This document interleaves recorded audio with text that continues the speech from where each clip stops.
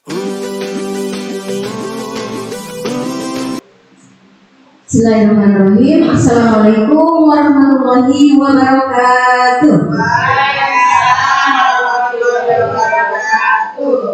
Terima kasih sebelumnya saya ucapkan terima kasih yang sangat sebesar-besarnya kepada Ibu dan Bapak Guru SDN 9 Ciseure yang pada kesempatan ini sudah meluangkan waktunya ya untuk mengikuti kegiatan diseminasi pada siang hari ini. Yang terhormat Bapak Kepala Sekolah SDN 9 Ciseure, Bapak Mulyana Sudiana SPD MM, yang pada hari ini berhalangan hadir. Pada kesempatan ini diwakili oleh Ibu Neni Nuraini SPD, yang saya hormati Ibu dan Bapak Ibu semuanya. Puji dan syukur kita panjatkan kehadirat Allah Subhanahu wa Ta'ala, karena pada hari ini alhamdulillah kita masih diberikan kesehatan ya untuk mengikuti kegiatan hari ini. Tak lupa salawat serta salam kita curah limpahkan kepada junjungan kita Nabi besar Muhammad Sallallahu Alaihi Wasallam. Sepertinya karena ini siang hari sudah agak lemas ya.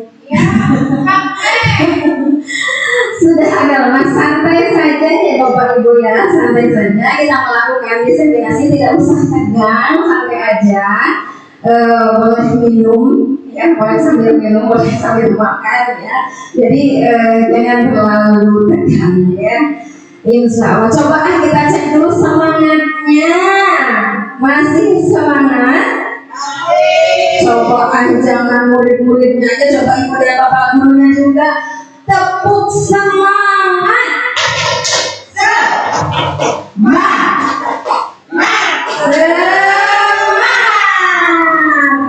Alhamdulillah masih semangat ya, jangan tegang tapi harus semangat ya. Nanti yang membawakan materinya ikut ngantuk ya.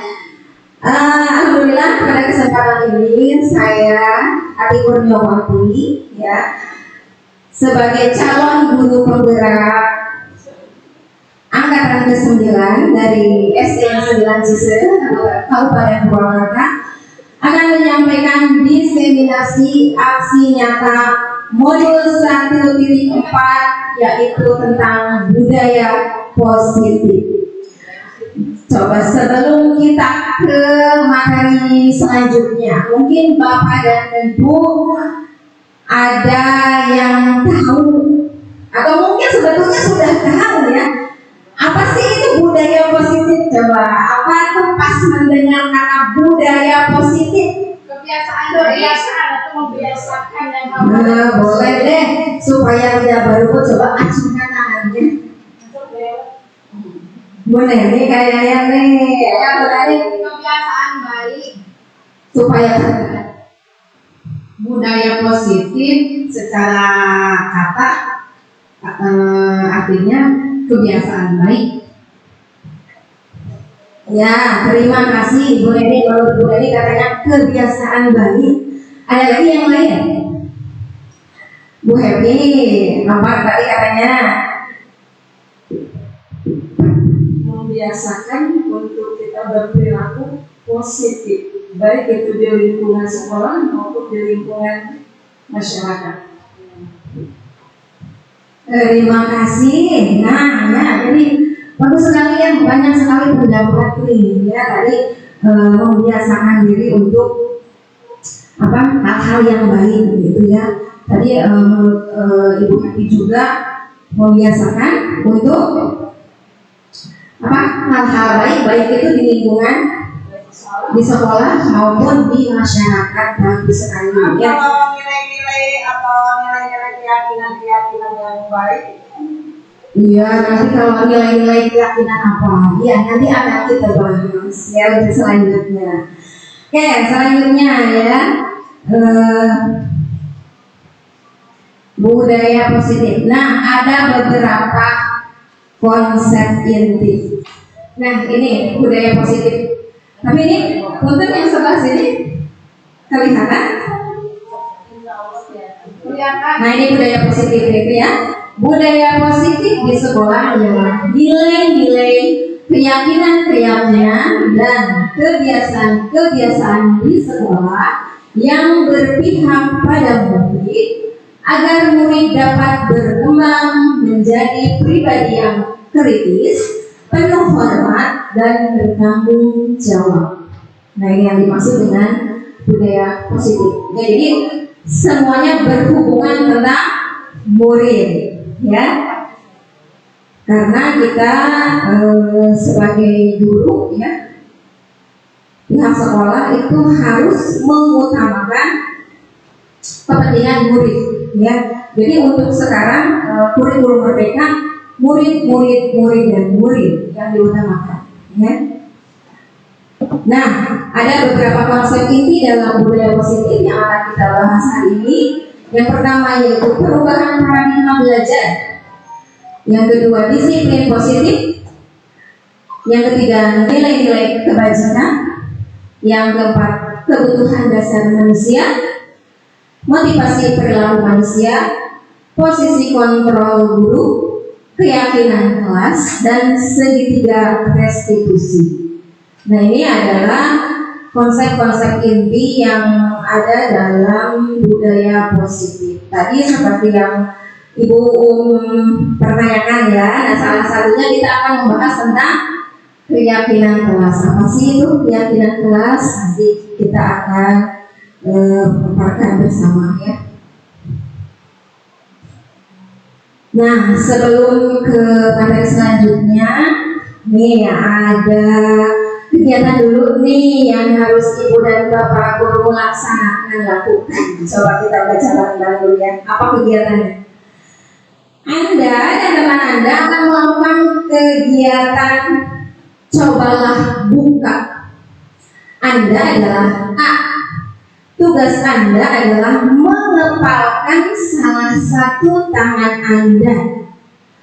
Coba Anda bayangkan bahwa Anda menyimpan sesuatu yang sangat berharga di dalam kepalan tangan Anda. Anda perlu menjaga benda tersebut sekuat tenaga Anda karena begitu pentingnya untuk kehidupan Anda. Tugas B, rekan Anda adalah mencoba dengan segala cara untuk membuka kepalan tangan Anda. Teman Anda B tak boleh membujuk, menghardik, mengintimidasi, memarahi, menggoda, menggelitik, bahkan menawari Anda uang agar Anda bersedia membuka kepalan tangan Anda. Berarti kegiatan ini sebaiknya kita lakukan berpasangan. Coba deh kita lakukan dulu. Coba deh kita berpasangan. Yang tidak ada pasangannya tidak apa-apa, mau sendiri aja. Boleh, mau sambil duduk, mau sambil berdiri, boleh. Coba, siapa yang jadi A, siapa yang jadi B? Boleh. Siapa tuh?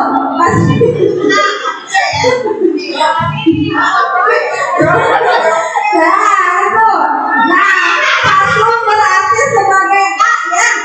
Bohong sebagai B. Paslon berarti yang A harus mengepalkan tangannya sekuat mungkin, ya, karena merasa yang ada dalam kepalanya itu adalah sesuatu yang berharga baginya. Sedangkan si B itu kepo, gitu ya. Ada apa sih di dalam kepalanya, gitu. Ya, penasaran. Coba apa sudah dilakukan, sudah si B sudah melakukan dengan berbagai macam cara, sudah menggelitik. Sudah. Kira-kira si A bagaimana? Membuka tidak? Mana coba membuka tidak? Ya, sudah dilaksanakan, ya, kegiatan tadi secara berpasangan, ya. Oke, kita lanjutkan, ya. Ada pertanyaannya. Apakah Anda atau B membuka kepalan tangan Anda?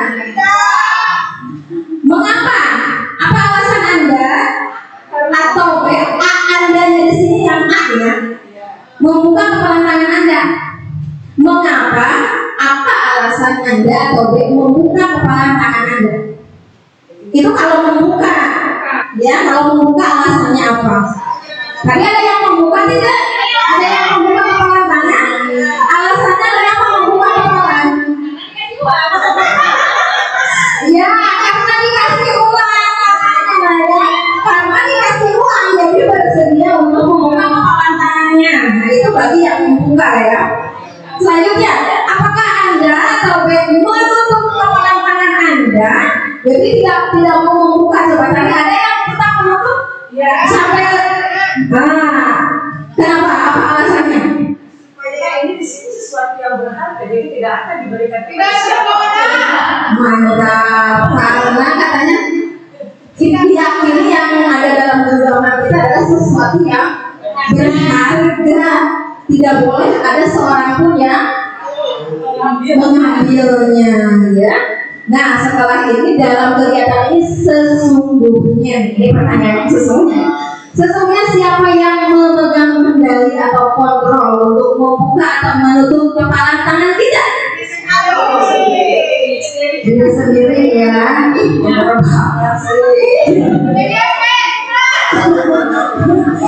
Nah, jadi menurut Bu Yeyen katanya yang memegang kendali atau kontrol untuk membuka dan menutup kepala tangan kita adalah diri kita sendiri, ya. Apakah itu betul? Nanti kita akan cari tahu di jawaban selanjutnya. Nah ini, ya, disiplin positif dan nilai-nilai kebajikan universal, ya. Teori kontrol menurut Dr. William Glasser, ini seorang psikiater dan juga seorang pendidik.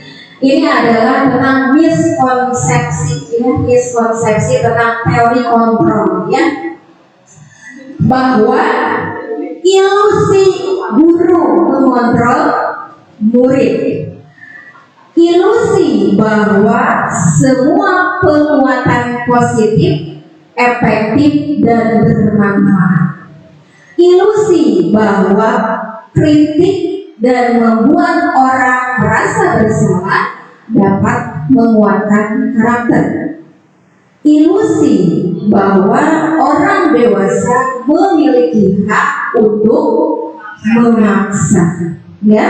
Nah itu semuanya adalah ilusi, atau ilusi itu kita kenal dengan kata lain apa sih? Ilusi ilusi ya, hanya apa ya, semu gitu ya. Nah, ilusi bahwa guru itu mengontrol murid. Kadang emang kita seorang guru biasanya ingin mengontrol murid ya. Nah harus gini, nah harus itu, ibu harus ini, ribut aja gitu kan, ya. Ternyata pas tadi yang sudah tadi kegiatan awal kita sudah lakukan tentang kepala tangan, ya, ibu dan bapak guru sendiri meyakini bahwa yang mengontrol diri kita sendiri adalah bukan orang lain, ya, tapi diri kita sendiri. Kita sebagai guru juga tidak akan bisa mengontrol murid, ya. Nah, kemudian ilusi bahwa semua penguatan positif efektif dan bermanfaat. Kadang kita memberikan penguatan positif ke murid, ya. Nah, belajar yang rajin supaya pintar, gitu kan ya. Nah, misalnya apa lagi? Harus rajin bebersih, gitu kan, supaya nilai pelajaran PLK-nya bagus. Kita biasanya seperti itu ya, memberikan ilusi. Nah, itu ternyata miskonsepsi, ya. Kita hanya memberikan ilusi, ya. Nah, kita akan ke materi selanjutnya.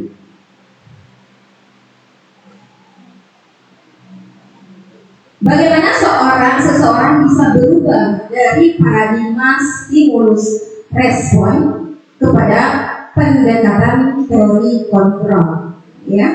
Ini menurut Stephen R. Covey, ya. Ini ada sebuah pernyataannya. Bila kita ingin membuat kemajuan perlahan, sedikit-sedikit ubahlah sikap atau perilaku Anda. Namun, bila kita ingin memperbaiki cara-cara utama kita, maka kita perlu mengubah kerangka acuan kita. Ubahlah bagaimana Anda melihat dunia, bagaimana Anda berpikir tentang manusia. Ubahlah paradigma Anda, skema pemahaman dan penjelasan aspek-aspek tertentu tentang realitas. Nah, ini ada apa? Ada stimulus respon dan ada teori kontrol, ya. Menurut stimulus respon bahwa realitas atau kebutuhan kita itu sama. Sedangkan menurut teori kontrol bahwa kebutuhan kita itu berbeda, ya. Kemudian semua orang melihat hal yang sama.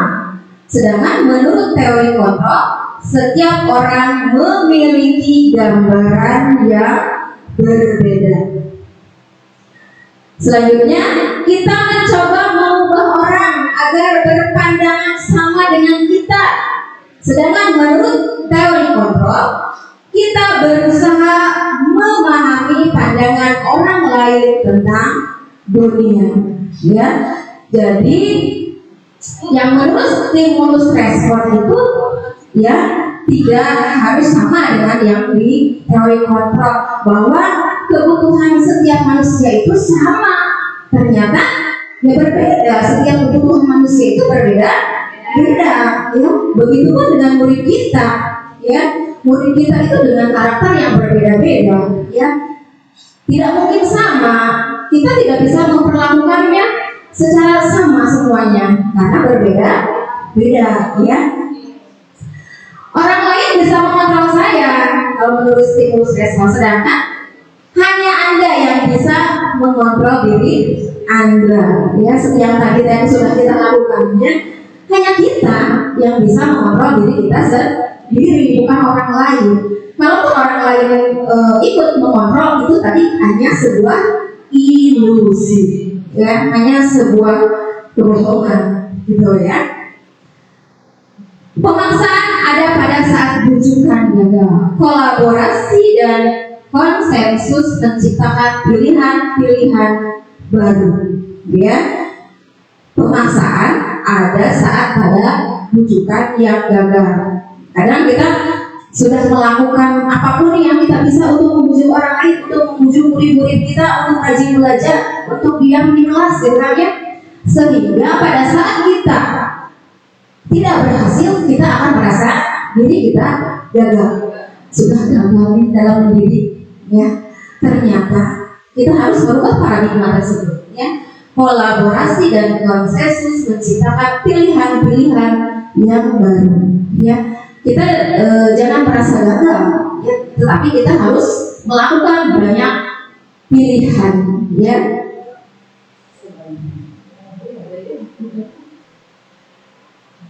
Nah, selanjutnya makna kata disiplin. Apakah makna disiplin? Disiplin berasal dari bahasa Latin disiplina, yang artinya belajar.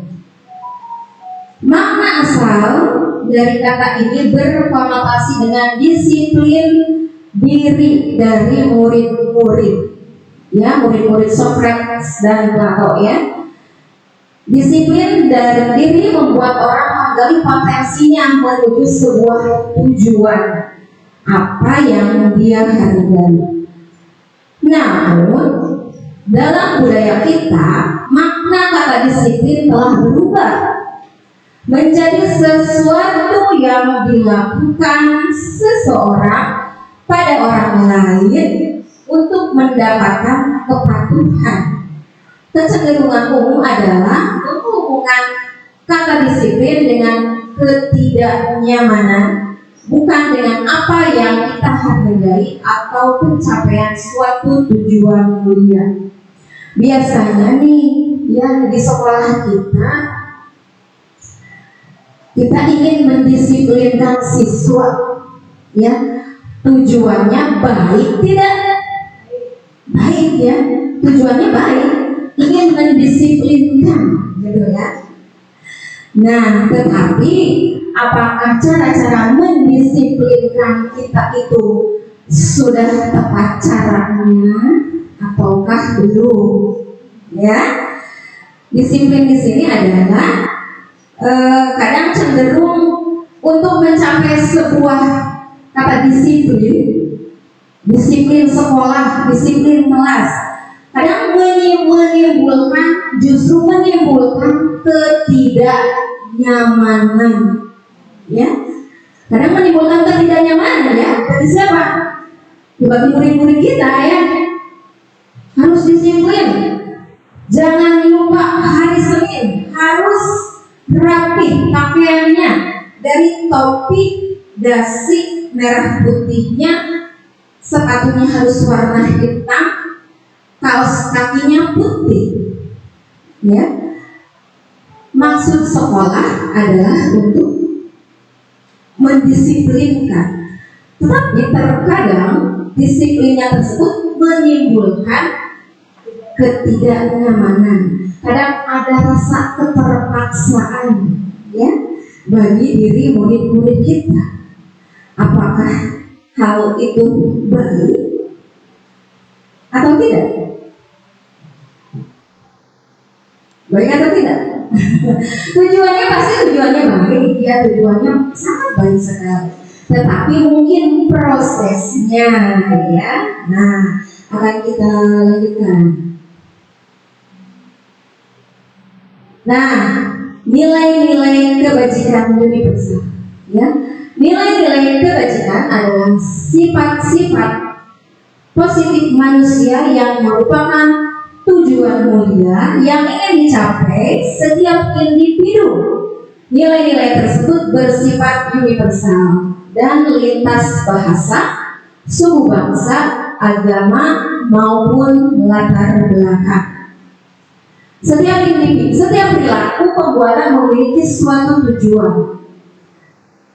Dengan mengaitkan nilai-nilai kebajikan yang diyakini seseorang, maka motivasi intrinsiknya akan terbangun, sehingga menggerakkan motivasi dari dalam untuk mencapai tujuan mulia yang diinginkan. Ini menurut Diane Goslar. Nilai-nilai kebajikan yang ingin dicapai oleh setiap anak Indonesia kita kenal dengan profil pelajar Pancasila, ya, yang kita kenal dengan 6 dimensinya, ya, yaitu beriman dan bertakwa kepada Tuhan Yang Maha Esa dan berakhlak mulia, mandiri, bernalar kritis, berkebinekaan global, bergotong royong dan prihatin. Ini adalah tujuan, ya, tujuan dari pendidikan Indonesia. Ada nilai-nilai kebajikan yang ingin dicapai, ya. Jadi nilai-nilai kebajikan itu nilai-nilai kebaikan secara universal, itu, ya. Nah, sedangkan untuk Indonesia sendiri, nilai-nilai kebajikan yang jadi tujuan utamanya untuk siswa sekarang yaitu adalah menuju profil pelajar Pancasila, ya, dengan ke-6 dimensinya. Nah, ada 3 motivasi perilaku manusia. 3 motivasi perilaku manusia. Yang pertama, untuk menghindari ketidaknyamanan atau hukuman. Yang kedua, untuk mendapatkan imbalan atau penghargaan dari orang lain. Yang ketiga adalah untuk menjadi orang yang mereka inginkan dan menghargai diri sendiri dengan nilai-nilai yang mereka percaya. Nah, untuk kedua nilai ini, bukan nilai, motivasi untuk menghindari ketidaknyamanan dan untuk mendapatkan imbalan, ini masih ke dalam motivasi ekstrinsi. eksternal atau motivasi dari luar. Ya, misalnya contohnya apa? Tadi sudah melakukan yang kegiatan membuka kepalan tangan. Tadi saya sudah menanyakan siapa tadi yang membuka kepalan tangannya. Ada kan Bu Haji Neng Mariati membuka kepalan tangannya. Nah, berdasarkan tiga perilaku manusia iman motivasi ini, coba yang tadi Bu Haji Neng lakukan maksudnya yang mana? Ya, karena tadi ingin supaya dikasih apa tadi katanya? Karena ingin dikasih uang katanya ya, berarti untuk mendapatkan sebuah imbalan, berarti itu maksudnya masih motivasi eksternal ya, masih motivasi dari luar ya, motivasi eksternal ya. Sedangkan yang tadi Bu kita lakukan, tadi yang Bu kita kemukakan juga tidak mau membuka kepala tangannya, sudah yakin karena saya sudah yakin nih yang ada dalam diri kita itu tidak untuk diberikan kepada orang lain. Itu berarti sudah masuk ke dalam motivasi internal, sudah ada motivasi dari dalam diri sendiri ya, tanpa diiming-imingi oleh orang lain ya. Kalau kita ke murid contohnya bagaimana? Kalau kita ke murid iya, diiming-imingi. Murid selalu mengerjakan tugasnya, murid selalu patuh, murid selalu datang tepat waktu. Tetapi kalau ditanya, nah kenapa jawabannya misalnya selalu mengumpulkan tugas tepat waktu, kenapa selalu datang tepat waktu, misalnya pasti tanya karena takut ibu gurunya galak misalnya. Nah berarti hal tersebut dalam diri murid tersebut masih masuk ke dalam motivasi eksternal. Jadi mereka mengerjakan tugas dan lain sebagainya masih belum ada motivasi internal. Sedangkan yang lebih baik itu adalah dari motivasi internal dari dirinya sendiri, bukan orang lain yang mempengaruhi. Karena di awal orang lain itu tidak bisa mempengaruhi ya. Yang bisa mengontrol diri kita sendiri adalah diri kita sendiri ya. Nah, di sini saya punya pertanyaan. Ya. IPA kurang menguasai pelajaran matematika, sehingga pada saat pelajaran tersebut berlangsung, dia lebih banyak berdiam diri atau menggambar di buku pelajarannya. Pada saat guru matematikanya, Pak Seno, menanyakan pertanyaan, IPA menjadi gugup dan tak sengaja menjatuhkan tasnya dari kursi, serta tiba-tiba menjadi gagal pada saat berupaya menjawab. Seluruh kelas pun tertawa melihat perilaku IPA yang bicara tergagap dan terkejut tersebut. Pak Seno pada saat itu membiarkan teman-teman IPA menertawakan IPA yang tergagap dan malu luar biasa, dan malahan minta IPA untuk maju ke depan dan berdiri di depan kelas sambil menunjuk hidungnya karena tidak bisa menjawab pertanyaan Pak Seno. Kelas semakin gaduh dan anak-anak pun tertawa melihat IPA di depan kelas memegang ujung hidung. Nah sekarang pertanyaannya, apakah Anda setuju dengan tindakan Pak Seno terhadap IPA? Mengapa? Ada yang mau mencoba memberikan jawaban? Boleh? Apakah Anda setuju dengan tindakan Pak Seno? Tidak. Coba Pak Sung nih, namanya apa Pak Sung? Menurut saya tidak setuju karena itu akan memberikan pemikiran anak itu malu dan rendah diri. Jadi merasa anaknya malu, tertawakan itu kelas. Tidak semangat akhirnya, karena anak sangat malu sekali kan itu. Terima kasih Pak Su. Ya, bagus sekali ya tanggapannya ya. Jadi gimana Bapak dan Ibu? Setuju tidak dengan tindakan Pak Seno? Tidak setuju ya. Kalaupun kita mau marah-marah, jangan langsung begitu ya. Kenapa tidak setujunya gitu ya? Kemudian selanjutnya, menurut Anda tindakan Pak Seno terhadap IPA adalah sebuah hukuman atau konsekuensi? Kita mengenal ada yang namanya hukuman atau konsekuensi. Hukuman atau konsekuensi yang dilakukan Pak Seno terhadap IPA? Hukuman.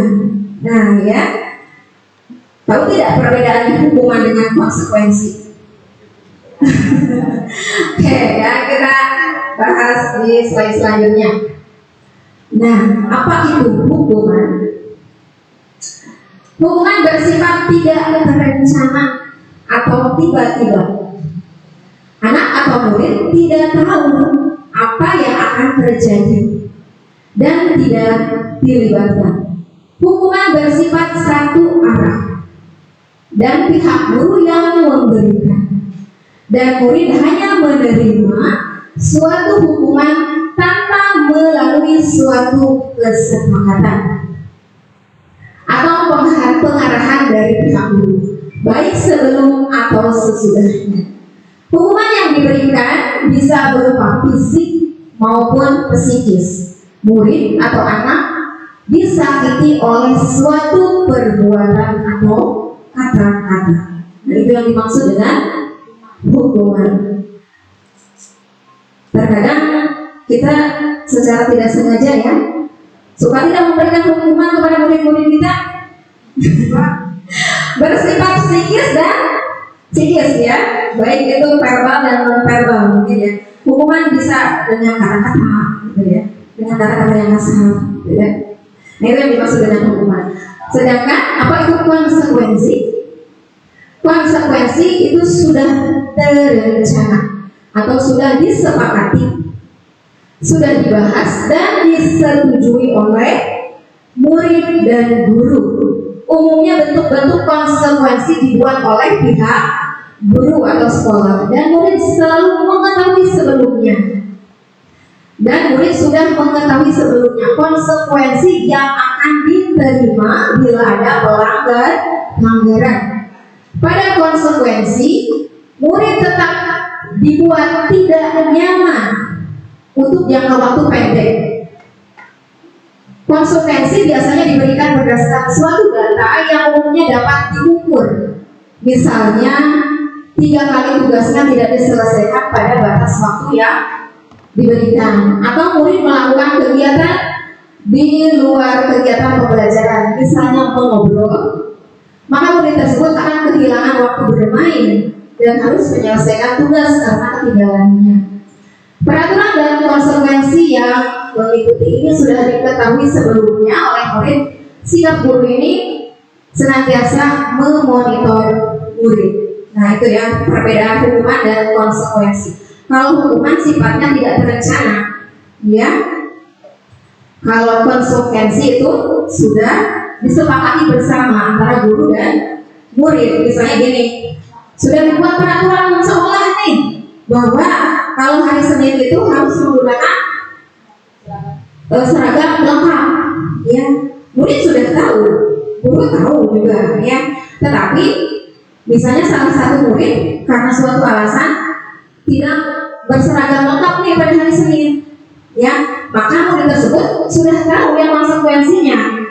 Iya, saya melakukan kesalahan, ya, saya akan diapakan nih sama ibu guru, ya. Jadi sudah terencana. Kalau konsekuensi, kalau hukuman itu tidak terencana, gitu ya, tiba-tiba, gitu ya. Nah, ini perbedaan hukuman dan konsekuensi. Kalau hukuman sesuatu yang menyakitkan, ya, Sedangkan konsekuensi itu sesuatu yang harus terjadi. Hukuman membuat anak sakit untuk jangka waktu lama. Sedangkan kalau konsekuensi membuat anak merasa tidak nyaman dalam jangka waktu yang pendek. Seperti tadi ucapkan, tadi udah ada sebuah peraturan sekolah nih bahwa kalau miskin itu harus menggunakan seragam dengan lengkap. Nah, pas anak datang pagi-pagi nih mau melaksanakan, wah saya tidak pakai topi. Dia sudah tahu kan konsekuensinya apa, gitu kan. Sedangkan kalau untuk hukuman, misalnya dalam suatu kejadian nih anak tiba-tiba memecahkan lagi main bola misalnya pada saat jam istirahat, anak memecahkan kaca jendela, gitu kan. Dihukum nih sama bapak guru, sama pasuh misalnya. Nah, itu kan tidak terencana ya. Misalnya dihukumnya dengan cara ya, misalnya diapakan di pasuh selalu dihukum, ya. Membersihkan WC, ayo bersihkan WC, gitu. Sehingga mereka akan merasa tersakiti baik psikis atau psikisnya. Itu menimbulkan kesakitan dalam jangka waktu yang lama, akan teringat sampai kapanpun. Ya, saya pernah dihukum nih waktu SD karena memecahkan kaca, saya dihukum membersihkan WC. Ya, jadi akan teringat memorinya sampai kapanpun gitu, dalam jangka waktu yang lama. Sedangkan untuk konsekuensi itu dalam jangka waktu yang pendek, ya, akan cepat lupa gitu ya. Jadi untuk konsekuensi ini misalnya kalau hari ini saya lupa tidak memakai topi, insya Allah Senin depan berarti harus gitu, ya. Nah itu perbedaan-perbedaannya. Mendorong anak menyakiti diri sendiri untuk hukuman, sedangkan konsekuensi mendorong anak agar mudah menyesuaikan diri, ya. Untuk hukuman konsep diri yang buruk, sedangkan konsekuensi itu adalah konsep diri yang baik. Anak belajar untuk menyembunyikan kesalahan karena takut dihukum. Sedangkan untuk konsekuensi, anak belajar untuk mematuhi peraturan. Ya, marah, rasa bersalah, dipermalukan, merasa tak dihargai. Itu kalau mendapatkan sebuah hukuman, ya. Sedangkan untuk sebuah konsekuensi adalah kehilangan hak, dibuat tidak nyaman, diasingkan untuk sementara, ya. Ya, karena misalnya tadi yang contoh yang tadi karena tidak memakai topi, selama menjalankan upacara tersebut kan anak jadi merasa tidak nyaman, ya, karena merasa berbeda dengan anak-anak yang lain, ya, karena tidak lengkap seragamnya. Nah ini hukuman, konsekuensi dan restitusi, ya. Tindakan guru, coba nih boleh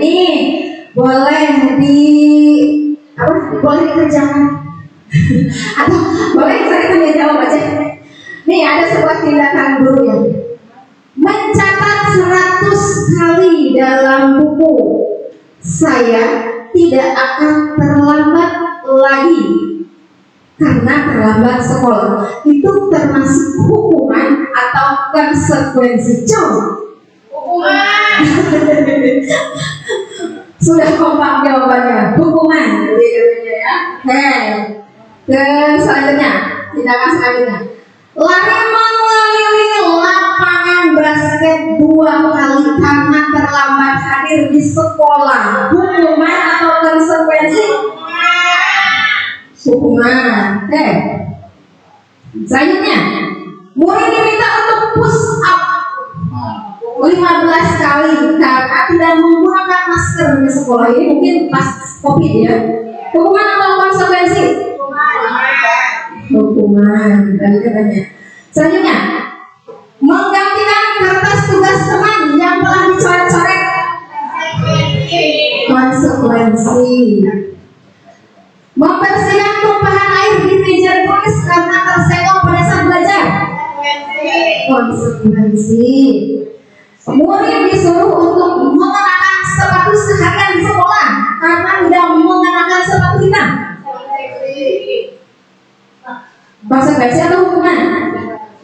konsekuensi ya dari katanya. Tapi ada yang ragu-ragu juga ya jawabannya. Jadi apa-apa. Lari mengelilingi lapangan basket 2 kali karena terlambat 10 menit. PJ Loma.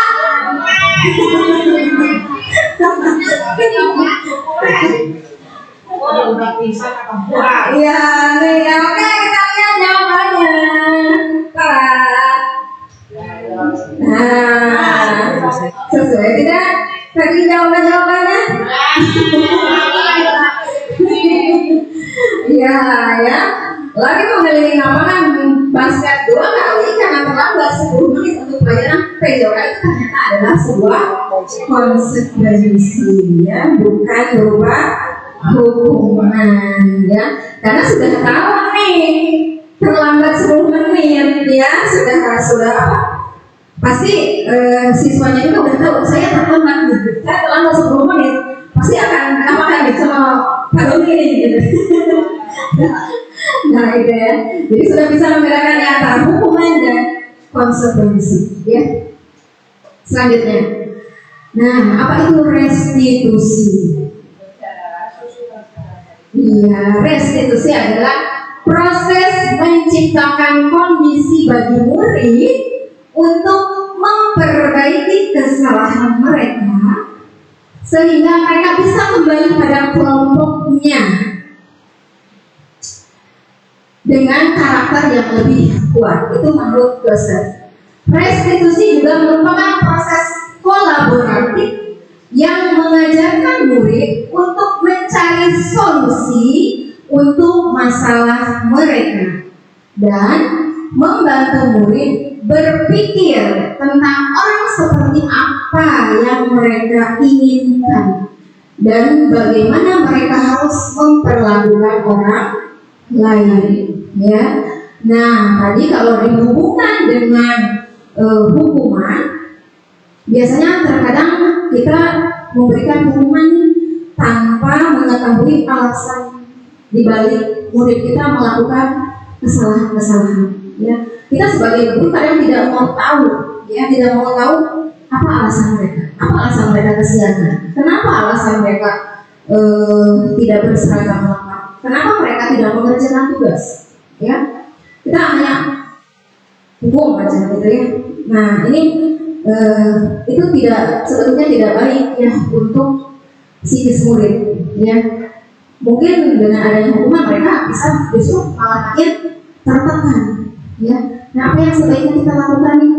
Nah ini harusnya kita melakukan yang namanya restitusi, ya, menciptakan kondisi murid untuk memperbaiki kesalahan mereka, ya. Jadi bukan dengan diberikan hukuman, justru kita membuat kesepakatan dengan murid tersebut, ya. Jadi itu akan justru tumbuh motivasi intrinsik dari mereka, ya, tanpa ada suatu keterpaksaan, ya. Itu kedepannya kalau misalnya mereka yang mencari solusi sendiri atas kesalahan-kesalahan mereka, ya, insya Allah kedepannya mereka tidak akan berbuat kesalahan lagi, ya. Jadi karena sudah timbul motivasi intrinsik. Nah ini ada beberapa ciri-ciri restitusi. Pertama, restitusi bukan untuk menebus kesalahan, namun untuk belajar dari kesalahan. Restitusi memperbaiki hubungan, ya, justru bukan untuk memperburuk hubungan, ya. Untuk memperbaiki hubungan, misalnya kalau kita antara kita dengan guru dengan murid, kalau murid kita melakukan kesalahan terus kita marahi, justru itu murid akan semakin menjauh dengan gurunya, ya, semakin jauh, ya, semakin takut, ya. Restitusi adalah tawaran, bukan paksaan. Kita memberikan tawaran. Nah, kedepannya kira-kira untuk memperbaiki kesalahan kamu hari ini karena tidak memakai topi, coba yang akan kamu lakukan kedepannya apa? Insya Allah Bu, saya akan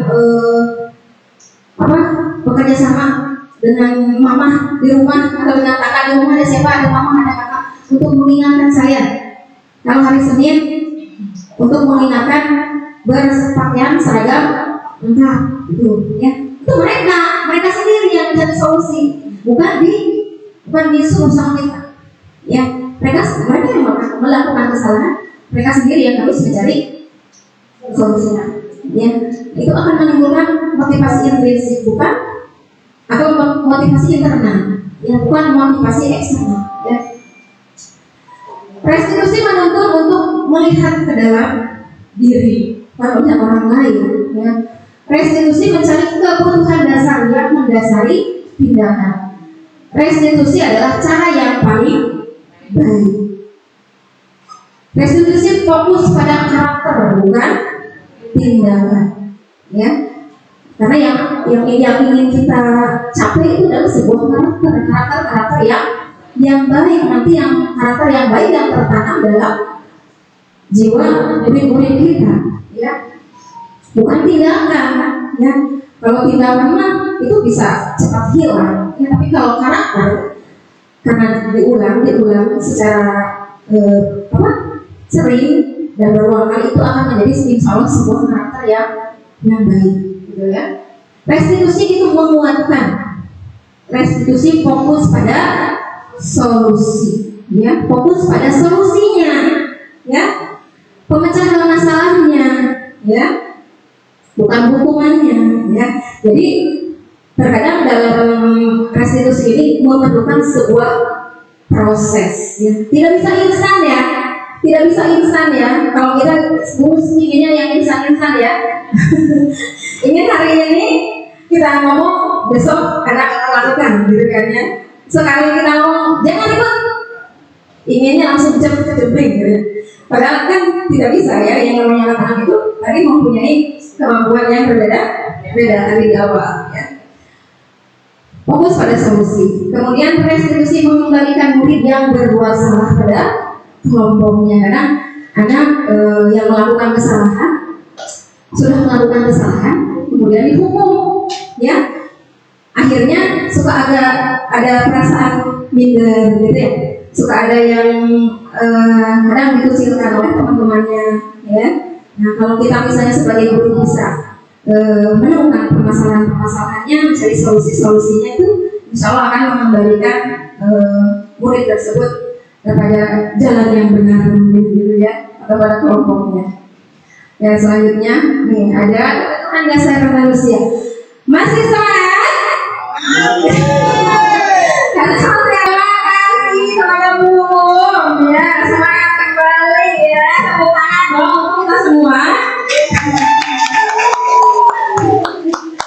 Baru, ya, pokoknya itu tuh, ya, yang tujuan utama kita, ya.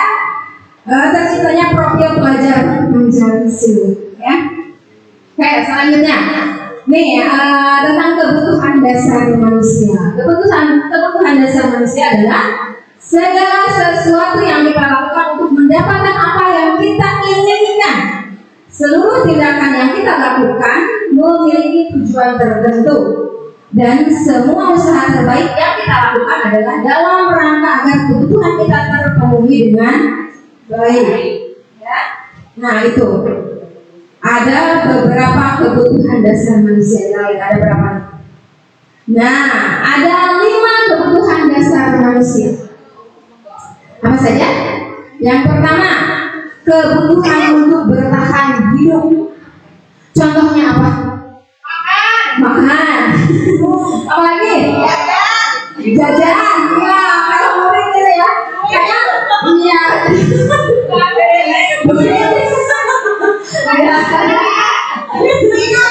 Iya, ya. Kadang kita kan suka ini, ya. Kenapa misalnya murid kita suatu waktu nih tidak mengganggu temannya, gitu ya, mengganggu temannya pas lagi sarapan bersama, makan bersama. Ada yang mengganggu temannya, atau misalnya Isam atau Jaya. Pas ditanya, nah kenapa kamu mengganggu, sedangkan yang lainnya sedang makan bersama? Karena saya tidak diberikan bekal sama mama, misalnya, gitu ya. Karena di rumah saya tidak diberikan bekal di rumah, ya. Nah, itu sedangkan kan makan itu salah satu kebutuhan manusia, ya.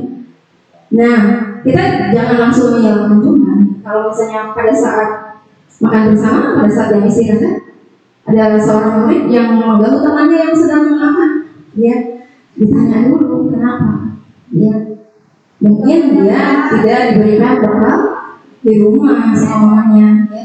Kenapa mamanya tidak membuatkan bekal?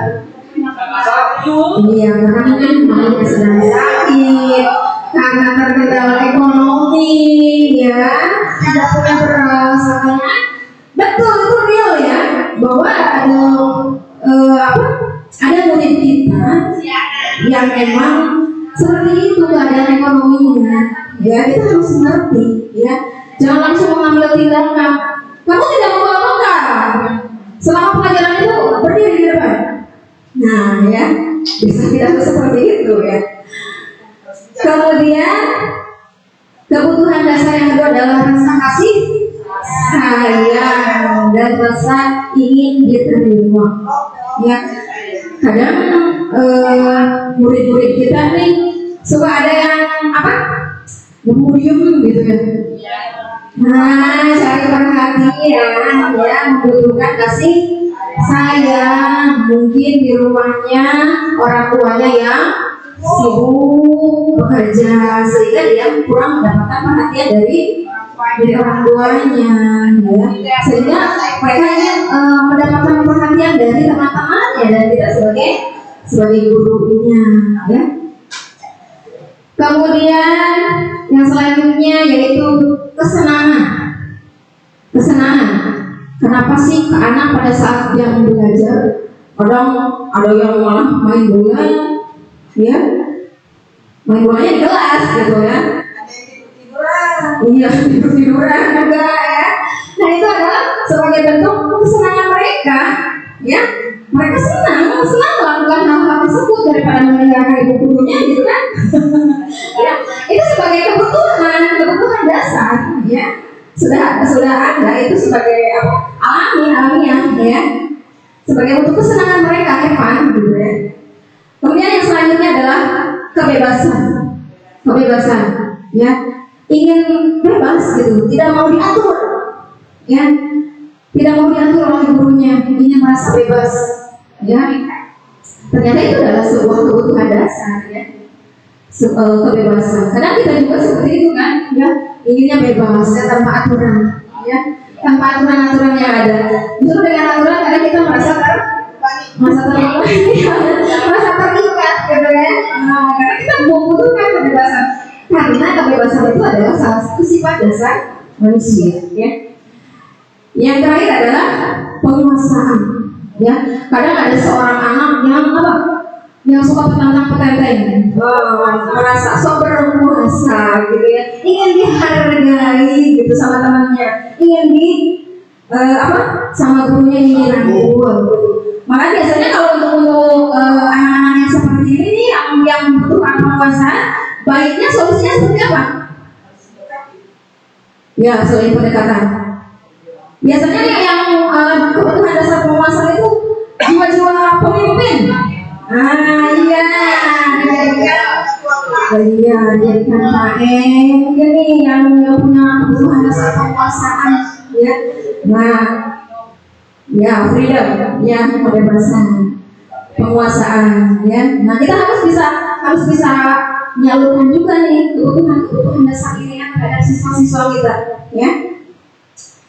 Karena itu adalah merupakan kebutuhan dasar manusia, bukan hanya pada muridnya, kita juga sebagai guru sama kan, inginnya bebas, inginnya melakukan kesenangan, ya senang gitu kan, biarkan jadi saya senang, itu ya. Iya, apalagi kalau kebutuhan bertahan hidup itu mah udah mulai Mariati udah paling ini ya, kebutuhan bertahan hidup. Hubungannya dengan tadi apa? Duta dengan duta. Cuan. Nah, posisi kontrol restitusi. Ada posisi kontrol sebagai penghukum, pembuat merasa bersalah, sebagai teman, sebagai pemantau, dan sebagai manajer. Sekarang saya bertanya, Dia manajer Kadang jujur nih, ibu dan bapak guru kerap kali bertindak sebagai yang mana? Satu Dari 5 posisi kontrol ini, coba masuk dulu. 5 Sama. Oh, pasung sebagai Kalau Pak Sul sebagai pemantau katanya. Kalau Ibu Dewi sebagai manajer. Tapi mana itu? ayo udah nggak apa-apa ya sebagai manajer katanya. Coba sekarang Ibu Dadah lebih yang mana posisi kontrolnya di dalam keseharian? Menjadi teman katanya. Kalau Ibu Haji, coba Ibu Haji Mantau saja. pemantau saja. Ayah saja ini ini ada 5 posisi kontrol dalam restitusi ya. Ada sebagai penghukum, pembuat merasa bersalah, teman, pemantau, dan manajer. Nah, untuk pemahaman selanjutnya kita akan menonton tayangan berikut ini.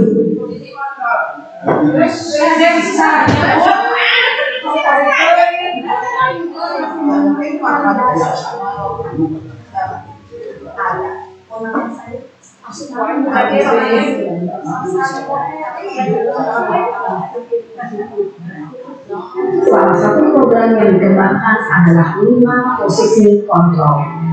5 posisi kontrol dalam restitusi adalah proses perjalanan seorang pendidik agar dapat mengenali dirinya. Pada video kali ini, kita akan membahas tentang 5 posisi kontrol yang dikembangkan oleh Diane Dawson dan contoh penerapannya.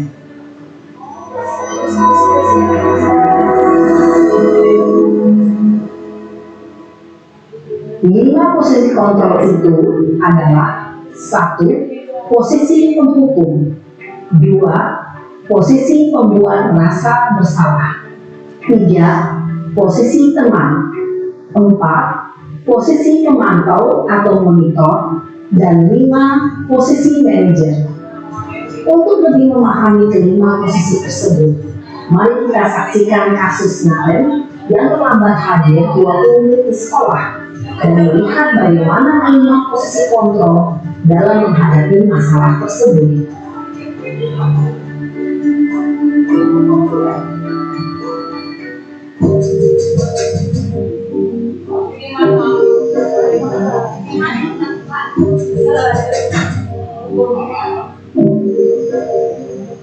Nan, sini dong. Bukan anak SD, ini mah anak SMA berarti ya. Belakangnya ya. Selalu terlambat. Kamu deh, pasti terlambat. Maaf Bu, saya Apa? Apa coba? Alasan kamu apa lagi?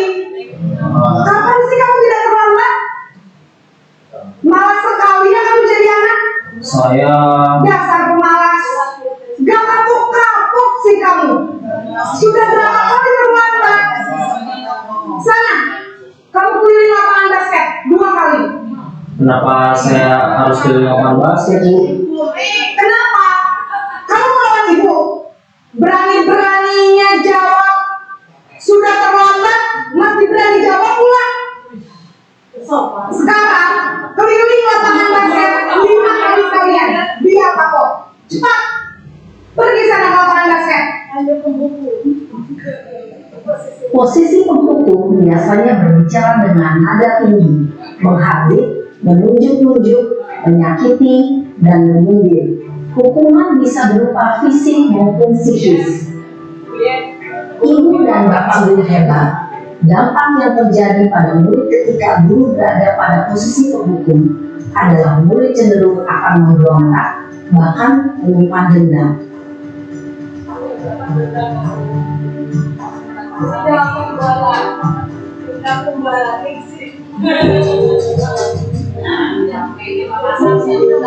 Ayo udah kayak lain kan?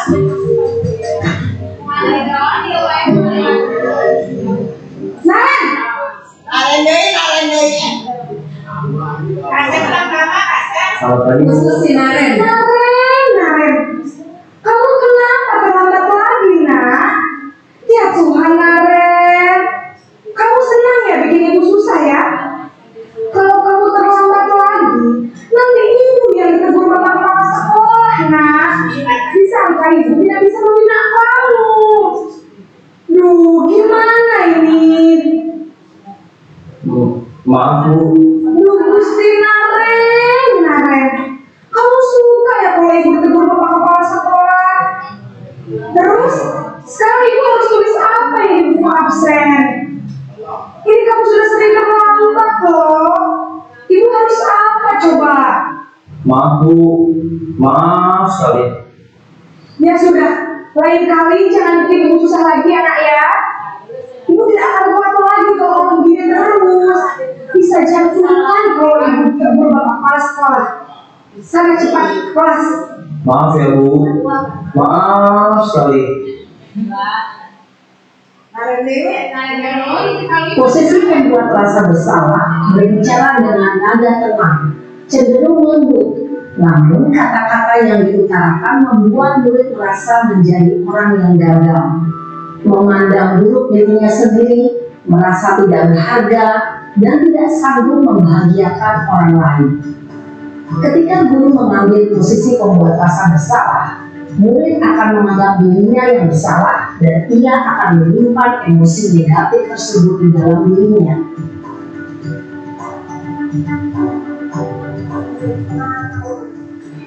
Posisi teman. Nih tadi pasum ya. Posisi teman. Pemantau pasum ya. Oh, udah ada yang teman. Naren,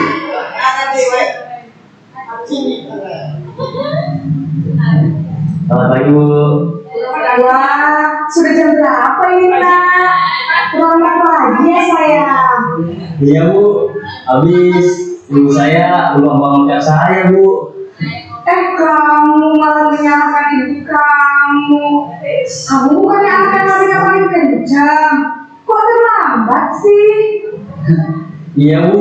Saya memang terlambat bangun tadi. Jadi biarpun saya lincah, tetap gak kesenjar Bu. Ya sudah sana. Nanti lain kali larinya lebih kencang lagi ya. Biar gak terlambat lagi. Bikin senang ibu. Demi ibu. Bisa kan? Bisa Bu. Ya sudah sana masuk kelas. Ibu beresin urusan absen kamu. Kamu ini ada-ada saja.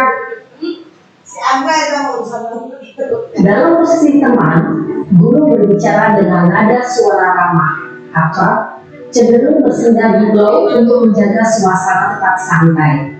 Murid akan merasa senang, aman, dan akrab dengan guru. Identitas yang tercipta adalah identitas sukses atau berhasil.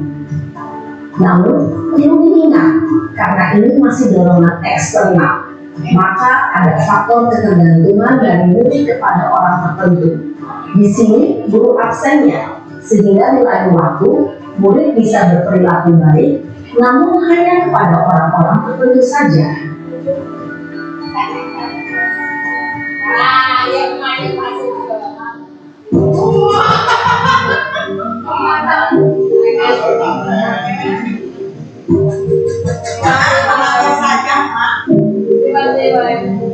Naren,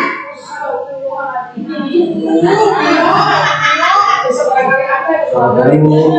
Naren, apa peraturan sekolah kita tentang jam berapa kita harus masuk sekolah, nak? Kita harus di sekolah itu Bu. Iya, betul. Tapi sudah jam 7.20. Naren sudah tahu konsekuensinya jika terlambat hadir. Paham Bu. Saya harus tinggal kelas pas jam istirahat selama 20 menit. Iya benar, konsekuensinya demikian. Jadi nanti jam 9.30 pas istirahat, kamu harus tinggal di kelas, kerjakan tugas tambahan untuk ketertinggalan kamu, ya? Baik Bu. Posisi pemantau mengandalkan penghitungan atau data untuk mengontrol murid. Guru mengarahkan murid berdasarkan peraturan dan konsekuensi. Seorang pemantau menunjukkan bahasa tubuh dan ekspresi wajah yang datar dan cenderung formal. Manajer.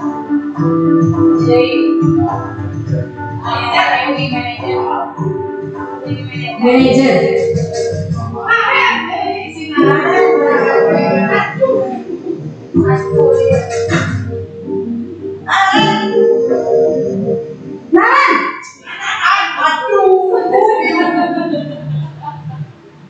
Selamat pagi Bu. selamat pagi Naren. Maaf Bu, saya terlambat. Iya, sekolah masuknya jam 7, sekarang sudah jam 7.20. Jadi sekarang bagaimana nih Naren? Maaf Bu, saya lupa setel alarm saya semalam.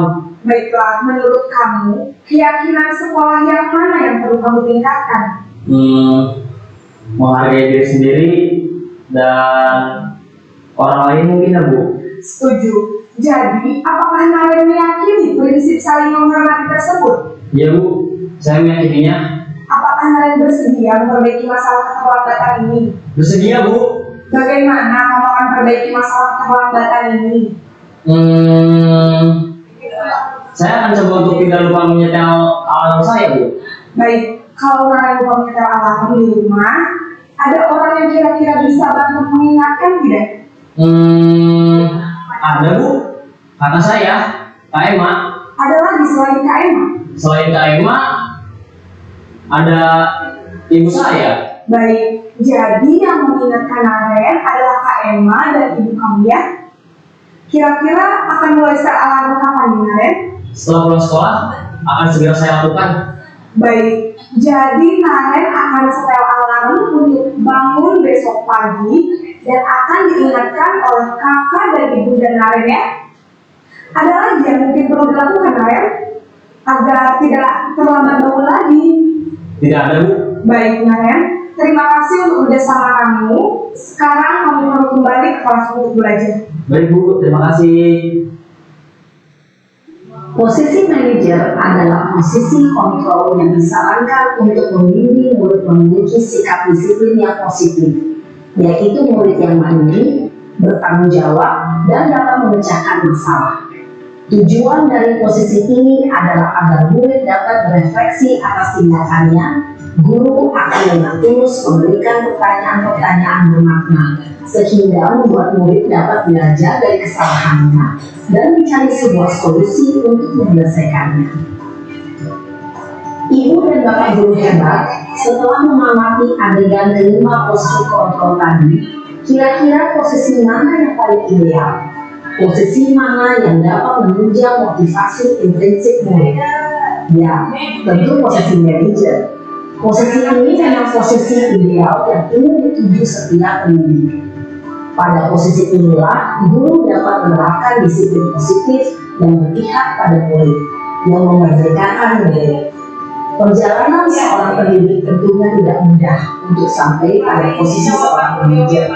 Namun, tujuan kita pasti, yaitu menciptakan murid-murid yang mandiri. Oke, aku jadi ngerti. Nah, ya, nggak ada seger lagi nama. Posnya Naren. Sudah melihat Naren ya, agak bersemangat lagi nih, ya. Sudah tidak ngantuk lagi. Nah, tadi berdasarkan posisi kontrol yang tadi, dari 5 posisi kontrol yang tadi berarti yang sebaiknya kita laksanakan yang mana? Yang berteman. Ya. Sebagai manajer ya, karena itu lebih menciptakan murid yang mandiri dan bertanggung jawab dan mencari solusi ya. Cari solusi sendiri. Iya, itu yang paling baik mungkin gitu ya. Tapi apakah kita kadang sering bertanya-tanya ya? Tadi kan katanya yang dicontohnya yang anak SMA. Bagaimana dengan kalau kita dengan ibu SD gitu kan ya? Apakah bisa diterapkan hal tersebut terhadap anak-anak SD yang masih belum bisa berpikir? Tentunya pola berpikirnya masih berbeda dengan anak SMA ya. Anak SD masih bisa masih kita bisa melaksanakan 5 posisi kontrol sebagai manajer ini kepada anak-anak SD. Nah, tapi seperti tadi yang saya di awal katakan itu memerlukan proses ya, segala sesuatunya itu proses, memerlukan proses. tidak bisa instan ya. Tujuannya adalah menciptakan karakter murid, bukan berarti seperti Nareng yang hari ini melakukan kesalahan besok akan menyetel alarm, besoknya belum tentu tidak kesiangan lagi ya, namanya juga siswa ya, pasti misalnya besok masih melakukan kesalahan lagi, tetapi kita selalu ingatkan ya, selalu mengingatkan lagi ya, sehingga terbentuk motivasi internal. Itu yang jadi utamanya ya, motivasi internal yang tumbuh dari diri sendiri sehingga menciptakan karakter yang baik ya. Lalu selanjutnya kita membahas tentang keyakinan kelas yang tadi sudah ditanyakan sama Ibu di awal ya. Apa sih keyakinan gitu kan ya? Mengapa keyakinan kelas? Mengapa tidak peraturan kelas saja ya? Apa bedanya antara keyakinan dengan peraturan? Biasanya kalau peraturan itu kan menggunakan kata-katanya yang agak-agak apa ya? Negatif gitu ya. Biasanya untuk peraturan itu jangan, ada kata jangan, tidak boleh ya, jangan datang terlambat, tidak boleh makan di kelas, dilarang. Nah itu biasanya kata-kata yang membedakan antara peraturan dengan keyakinan ya. Jadi kata peraturan itu dibuat satu arah ya, kata-katanya cenderung negatif ya, cenderung yang terpaksa nantinya gitu ya. Jangan, tidak boleh, dilarang gitu ya. Nah kita sebaiknya rubah yang namanya peraturan ini, baik itu peraturan kelas, peraturan sekolah ya, kita rubah dengan keyakinan kelas, keyakinan sekolah ya, bukan dalam lingkup kelas saja, tapi lingkup sekolah juga ya.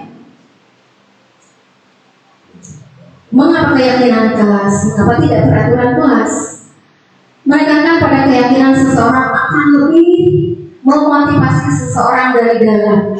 Seseorang akan lebih bergerak dan bersemangat untuk menjalankan keyakinannya daripada hanya sekedar mengikuti serangkaian peraturan tertulis tanpa makna. Murid-murid pun demikian. Mereka perlu mendengarkan dan memahami arti sesungguhnya tentang peraturan-peraturan yang diberikan. Apa nilai-nilai kebajikan di balik peraturan tersebut? Apa tujuan utamanya?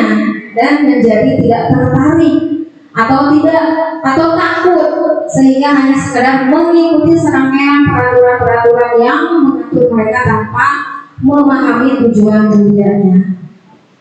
Nah, di sini saya punya yang harus diisi ini ya, terkait dengan apakah peraturan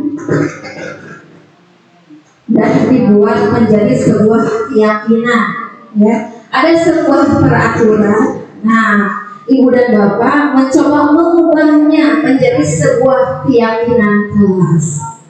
Coba nih, yang pertama, selalu kembalikan buku ke tempatnya. Berarti kira-kira apa tuh keyakinan kelasnya? Atau nilai-nilai kebajikan yang ingin diraihnya apa nih? Selalu kembalikan buku ke tempatnya. Berarti kira-kira apa nih? Disiplin, ya. Dilarang mengganggu orang lain. Peraturan. Kan tadi katanya tidak boleh peraturan. Katanya peraturan. Dilarang mengganggu orang lain. Ini kan peraturan. Berarti kita ubah nih kalimatnya ke yang lebih positif. Hah? Ya. Keyakinan kelasnya apa kira-kira? Dilarang mengganggu orang lain. Saling menghormati gitu ya.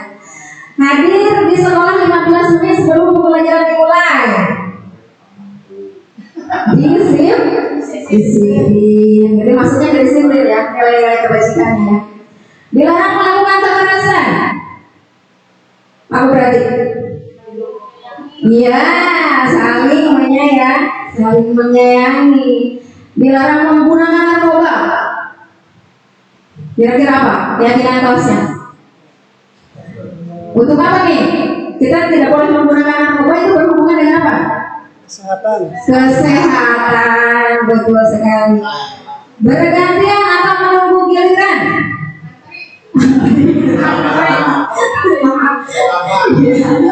Gunakan masker. Kesehatan. Jangan berlari di kelas atau koridor.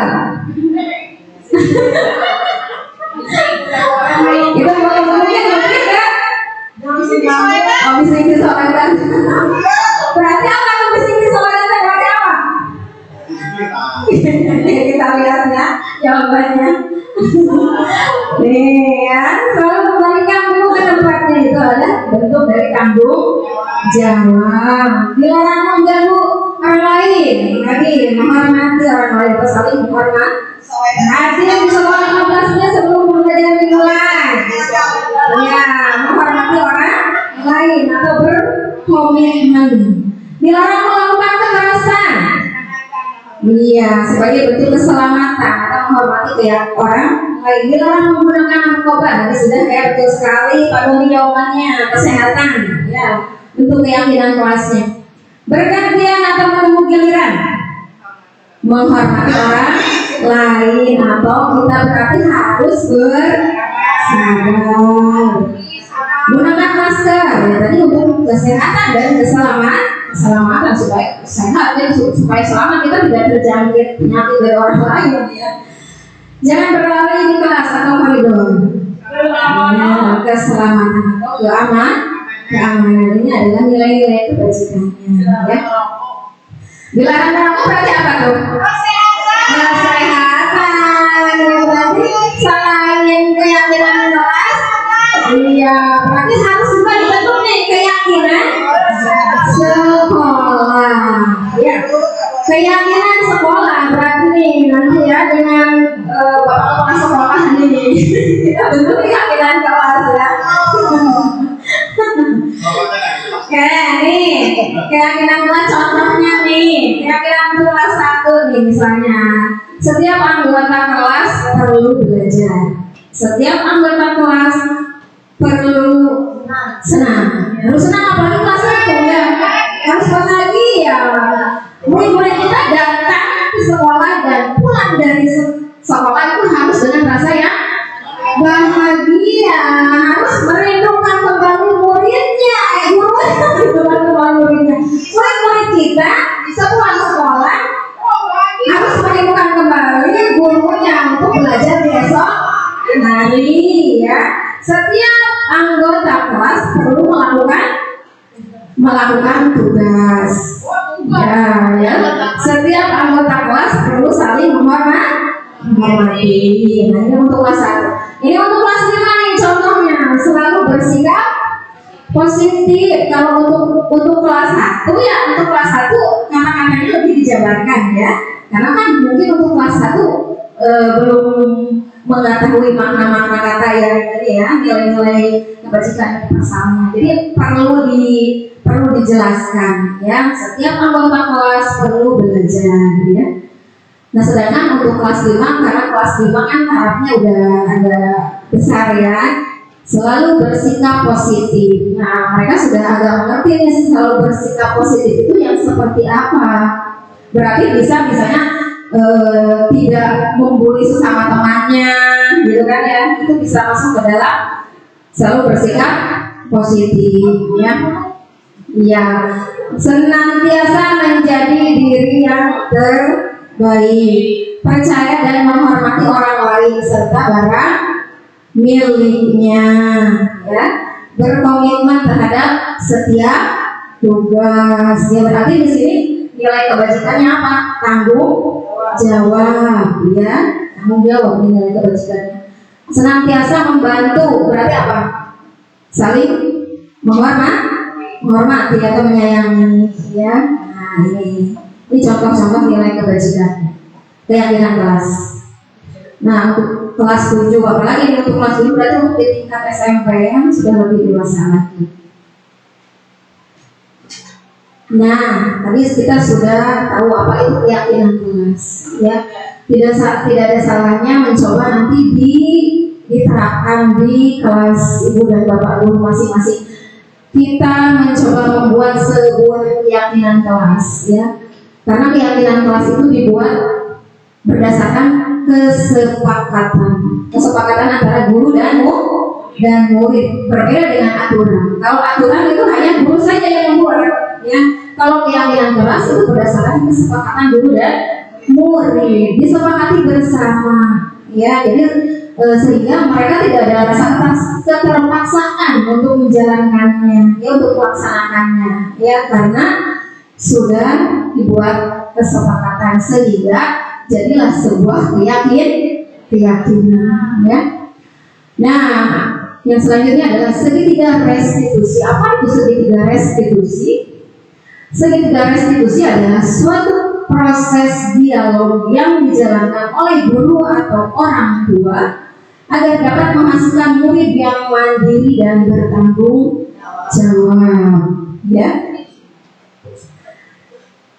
Nah, ada 3 tahapan dalam proses segitiga restitusi. Yang pertama yaitu menstabilkan identitas. Dari kontrolnya yaitu kita semua akan melakukan hal terbaik yang bisa kita lakukan. Yang kedua adalah validasi tindakan yang salah. Semua perilaku memiliki alasan. Yang ketiga adalah menanyakan keyakinan. Kita semua memiliki motivasi internal. Dalam artian kita dalam memecahkan sebuah masalah dengan segitiga restitusi ini, dengan catatan kita harus sudah memiliki sebuah keyakinan kelas, ya. Kita harus sudah memiliki sebuah keyakinan kelas. Nah, ini bentuk segitiga restitusinya, ya. Yang pertama, menstabilkan identitas. Ini diantaranya kata-kata berbuat salah itu wajar, ya. Kalau misalnya nih ada anak kita yang melakukan kesalahan, ya, berbuat salah itu wajar, ya. Tidak ada manusia yang sempurna, ya, hanya Allah yang maha sempurna, ya. Ibu bapak juga pernah melakukan itu, ya. Kalau misalnya kita yang melakukan kesalahan apa, kesiangan, ya, misalnya kesiangan nih. Ibu juga waktu sekolah pernah kok kesiangan, gitu, ya. Dengan kalimat-kalimatnya seperti itu.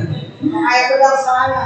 Ya, ibu atau bapak tidak mau mencari siapa yang salah, tapi ibu bapak ingin mencari solusi dari permasalahan ini. Kamu berhak merasa seperti itu. Ini adalah tahapan menstabilkan identitas. Jadi kalau misalnya anak kita, murid kita ada yang melakukan kesalahan, jangan langsung tertindak sebagai pemhukum, ya. Ini ada tahapan-tahapannya di dalam segitiga restitusi, ya. Yang pertama adalah menstabilkan identitas dulu. Kenapa sih, ya? Nah, berbuat salah itu wajar, gitu kan, ya. Ibu juga pernah kok melakukannya pada saat sekolah. Ibu juga sering terkadang melakukan kesalahan, gitu. Nah, setelah tahapan ini, adapun nanti dalam proses dialognya, ya, proses pelaksanaannya, ya, silakan ya di sendiri kalimatnya tidak harus berpaku dengan yang ini, ya, tidak harus terpaku dengan kalimat-kalimat yang ini, gitu, ya. Cuma ini kalimat-kalimat sebagai kalimat menstabilkan identitasnya, contohnya seperti ini, gitu, ya. Mulai diganti dengan kalimat yang lain, gitu, ya. Artinya kita tidak langsung menyalahkan, tidak langsung membuat murid down, gitu, ya. Kalau langsung dimarahi, kenapa kamu siaran, gitu, ya. Sebaiknya kita panggil muridnya, ya, berbicara dari hati ke hati, gitu, ya. Jangan di depan orang dan di depan banyak orang, ya. Dipanggil dulu, gitu, ya, berbicara dengan baik-baik. Nah, untuk tahapan selanjutnya itu validasi tindakan yang salah. Nah, ini contoh-contoh kalimatnya nih. Kamu pasti punya alasan. Apa kamu melakukan itu? Ya, kamu pasti punya alasan. Kenapa kamu tidak menggunakan topi? kenapa kamu tidak menggunakan sepatu warna hitam? Iya Bu, sepatunya belum kering karena misalnya saya punya sepatunya cuma satu, misalnya pas di musim hujan gitu kan ya. Kemudian padahal kamu bisa melakukan hal yang lebih buruk dari ini kan, gitu kan? Ya, misalnya ada anak nih masuk yang tiba-tiba memecahkan kaca sekolah, kaca jendela, ya. Ada yang menendang karena kemarahannya menendang temannya, gitu kan ya. Itu kita bisa nih melakukan dalam tindakan validasi tindakan yang salah. Padahal kamu bisa melakukan hal yang lebih buruk dari ini. Iya bisa Pak, aku bisa aja selain mukul kakinya, aku juga bisa mukul mukanya, gitu kan ya. Kamu patut bangga karena melindungi sesuatu yang penting buat kamu, ya. Melindungi hal-hal yang penting. Karena orang melakukan kesalahan karena melindungi hal yang penting, gitu ya. Misalnya anak datang kesiangan karena saya di rumah ibu saya lagi sakit, gitu kan ya. Merasa lebih penting kan menjaga ibunya, gitu kan ya. Kamu melakukannya mempertahankan sesuatu yang penting bagimu, ya. Mempertahankan sesuatu yang penting bagimu. Kita bahkan bisa melakukan kesalahan karena mempertahankan sesuatu yang penting. Contohnya apa? Contohnya apa? Oh, ya sekarang kita ejek-ejek sama orang tua, ya. Kita mengejek sama orang tua sehingga merasa marah karena orang tua yang patutnya kita hormati malah jadi ejekan, malah jadi bercandaan, gitu kan? Ya, marah lah, gitu kan ya. Tiba-tiba marah, gitu kan, si anak tersebut. Nah, untuk tahapan yang ketiga yaitu menaikkan keyakinan kelas. Tadi ya, jadi sebelum tindakan segitiga restitusi ini, sebelumnya kita harus sudah membuat sebuah keyakinan kelas dulu terhadap siswa-siswa kita. Apa keyakinan kelas yang sudah kita sepakati? Ya, misalnya tiba-tiba ada tunjuk-tunjukkan yang ada yang berakhir, kita panggil ibu bulannya, ya. Pas pada tahapan menaikkan keyakinan, coba keyakinan kelas apa yang sudah kita sepakati bersama? Harus saling menyayangi Bu, harus saling menghormati. Nah itulah. Berarti kalian dengan berantak sudah melanggar keyakinan kelas yang sudah kita buat, gitu ya. Nilai-nilai apa yang sudah disepakati bersama? Ya, misalnya tadi nilai-nilai kebajikan, disiplin, tanggung jawab, ya, kesehatan, keamanan, ya. Seperti apa gambaran sebuah kelas yang ideal menurut kamu? Ya, iya, yang aman Bu, yang nyaman, tidak ada saling ejek-ejekan, ibu gurunya tidak marah-marah, gitu. Nah itu ya, kita perlu menanyakan ya keyakinan kelas pada mereka, pada murid-murid kita, sehingga terciptalah sebuah solusi, ya, terciptalah sebuah solusi dari mereka sendiri, ya, sehingga itu menimbulkan motivasi internal, tidak ada keterpaksaan dari orang lain, baik kita sebagai gurunya maupun dari teman-teman, insya Allah ya.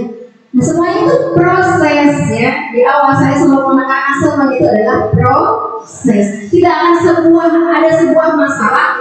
Saya sudah melakukannya nih dengan menjalankan tahapan segitiga restitusi, tapi belum berhasil. Ya tidak akan seperti itu kan ya. Proses ya, berproses dan sesuatu yang melalui proses ya. Kamu ingin menjadi orang yang seperti apa? Gitu kan? Oh mereka pasti kan punya argumen ya. Saya ingin menjadi orang yang seperti ini, gitu kan? Ingin menjadi orang yang sukses Bu, ingin menjadi orang yang pintar Bu, itu kan? Itu kan kalian juga, gitu, ya? Nah itu. Dari segi tiga restitusi ini, mungkin ibu dan bapak ada yang pernah melaksanakannya di kelas? Pernah, ya.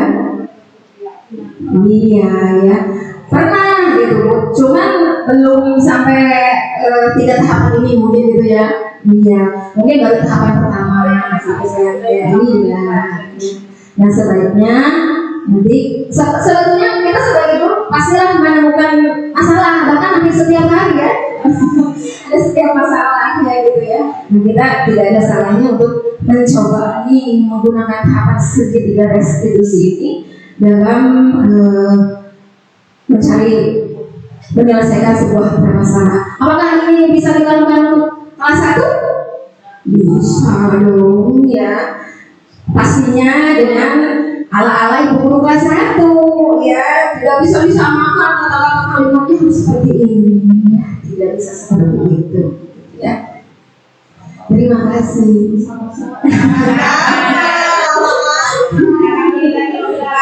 Alhamdulillahirobbilalamin. Nah, ya itu tahapan-tahapan apa?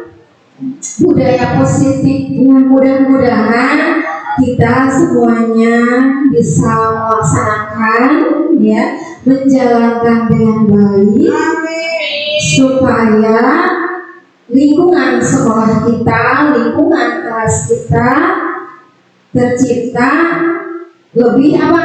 Lebih aman, lebih nyaman ya, lebih apa lagi? Lebih bahagia. Murid-muridnya juga harus bahagia. Jangan sampai murid kita pulang dari sekolah itu nangis ya. Harus bahagia, mereka pulang dari sekolah itu harus bahagia. Saya rindu kalau tidak bertemu ibu guru 1 hari saja. Nah, berarti kita sudah menjadi guru yang hebat, berhasil ya. Mungkin itu saja diseminasi yang dapat saya sampaikan pada hari ini. Terima kasih sudah menjadi partisipasi yang baik, sudah menyimak dengan baik ya. Terima kasih juga untuk semangatnya ya. Tepuk tangan untuk kita semuanya. Iya. Alhamdulillah. Terima kasih semuanya. Saya tutup dengan billahi taufiq wal hidayah. Wassalamualaikum warahmatullahi wabarakatuh.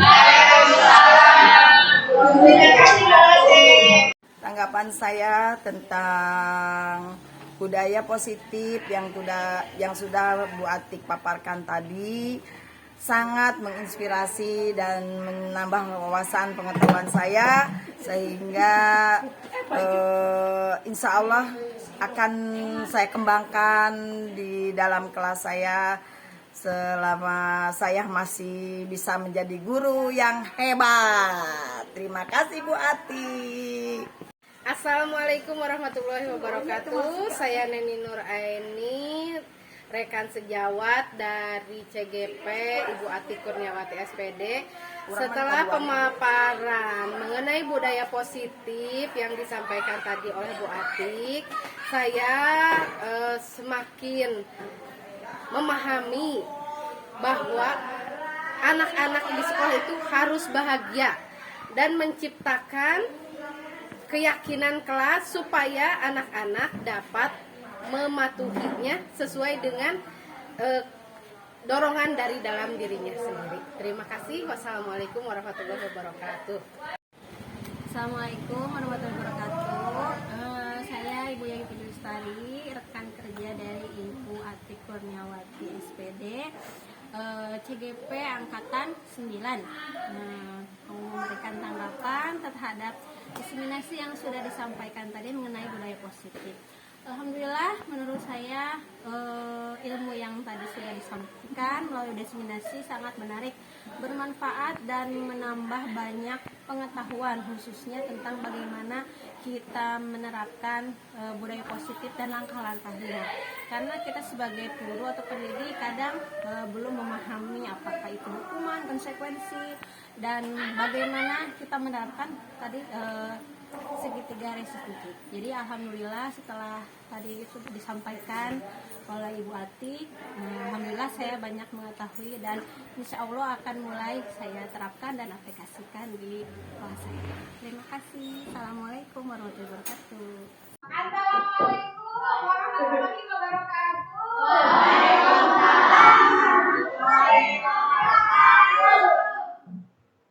Selamat pagi. Pagi. Semangat semuanya hari ini.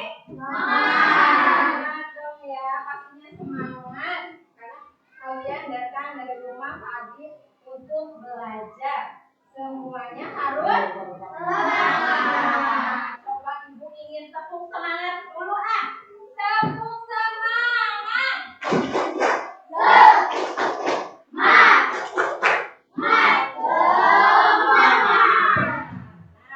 Ya coba biar tambah semangat. Sekarang ibu mau bertanya dulu tentang kabar kalian. Kita bernyanyi dulu, boleh? Boleh ya. Siswa kelas 6B apa kabar?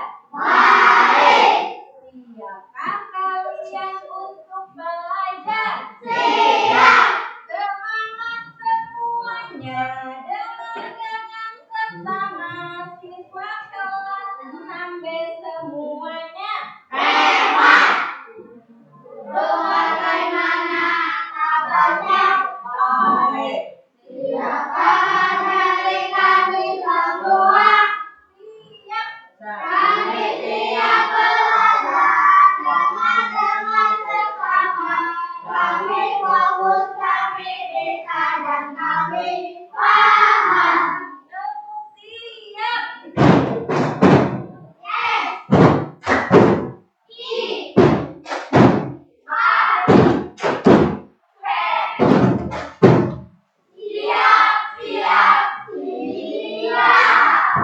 Ya, sudah semangat semuanya ya. Sudah siap semuanya.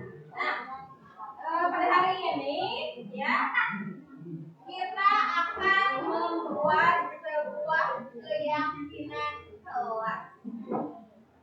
Ada yang pernah mendengar tidak apa itu keyakinan kelas? Pernah mendengar keyakinan kelas? Pernah dong ya, pastinya ya. Dan keyakinan kelas itu semacam hampir serupa dengan kalian mengenalnya dengan istilah peraturan, ya, peraturan, ya. Pasti kalian sering mendengar yang namanya aturan. Tidak boleh datang terlambat, ya. Kemudian apa lagi? Dilarang menggunakan handphone pada saat jam pelajaran. Nah, itu semua adalah yang disebutkan sama kita tadi adalah berupa peraturan. Ya, peraturan itu diawali biasanya dengan kalimatnya kalimat negatif. Ya, contohnya dilarang, tidak boleh, apalagi jangan, ya. Nah, itu aturan. Aturan itu dibuat secara satu pihak. Misalnya sekolah nih yang membuat aturan, ya. Kalian tidak boleh datang kesiangan. Apalagi kalau hari Senin ya, kita melaksanakan upacara belajar. Nah, kalau peraturan itu bagaimana kalian mendengarnya? Kata tidak boleh datang terlambat. Jangan membuli sesama teman. Kira-kira dalam benak kalian mendengarnya seperti apa tuh? Sakit hati kan ya, nggak enak gitu, nggak nyaman ya. Mendengar kata tidak boleh, dilarang. Kayaknya kan nggak enak kalau kita segala sesuatu itu dilarang gitu kan di rumah ya. Sama mama kalian nih dilarang menggunakan handphone, dilarang bermain itu misalnya, dilarang bermain Instagram, misalnya dilarang main TikTok, gitu kan gak enak ya. Nah sekarang kita akan merubah yang namanya peraturan itu menjadi sebuah keyakinan. Kita rubah kalimatnya menjadi sebuah kalimat yang positif, yang enak didengar, ya. Kemudian itu juga akan menjadi apa? Sebuah kesadaran dari diri sendiri tanpa paksaan dari orang lain, ya. Nah, kita hari ini akan membuat sebuah keyakinan karena kelas kita harus punya, ya,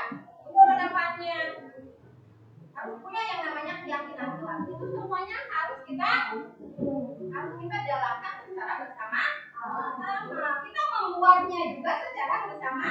Sama tidak akan ibu saja yang membuat, tapi kalian yang akan membuatnya. Ya, kalian nanti buat satu buah kalimat positif ya dalam menentukan keyakinan kelas nanti kita ya nanti yang akan disepakati bersama. Ibu akan membagikan sebuah ya. Nanti kalian tuliskan keyakinan kelas apa yang kalian inginkan ya. Kalian pastinya kan ingin kelas kita yang terbaik gitu ya. Nah, jadi kalian sebutkan keinginan kalian apa sih untuk kelas kita gitu ya. Boleh, mau tentang apa saja, bebas ya. Nah, itu bagi satu persatu ya. Kalian boleh langsung menuliskan keyakinan kelas yang kalian inginkan ya. Nanti hasilnya boleh langsung ditempel di depan ya.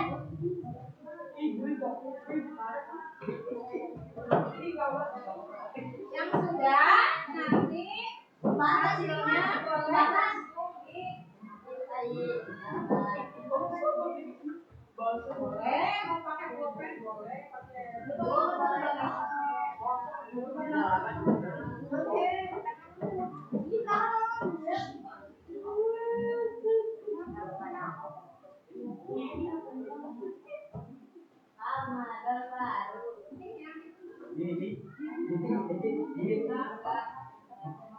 boleh langsung ditulis ya kalau yang kalian inginkan. Boleh pakai nama boleh nama ya nama di sana ya.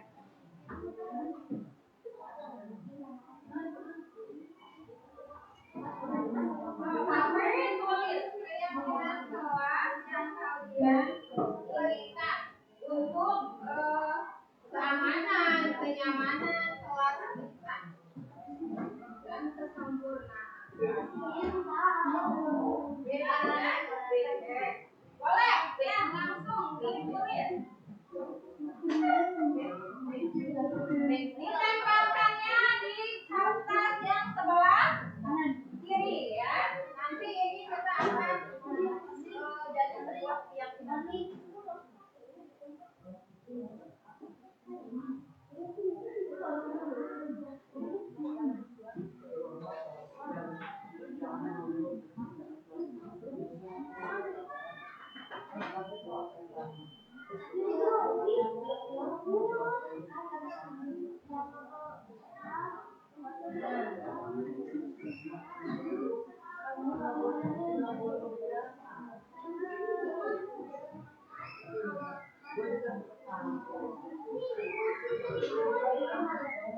Ya, yang sudah boleh ke depan ditempelkan hasilnya.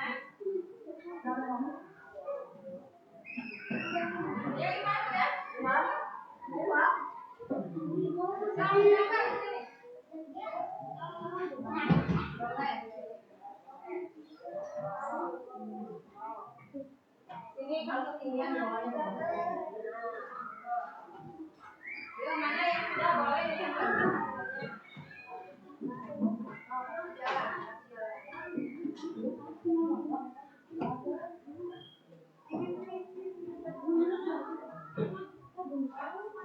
Baik, udah baik. Boleh pakai nama. Ini sudah, boleh tempelkan. Yang sudah boleh langsung ditempelkan.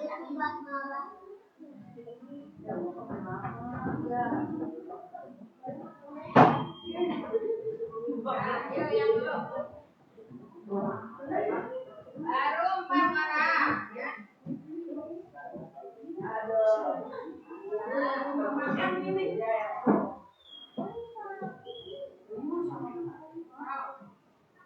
Komando udah.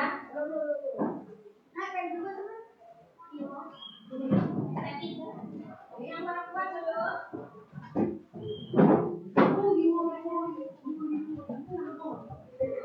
Mau ibu.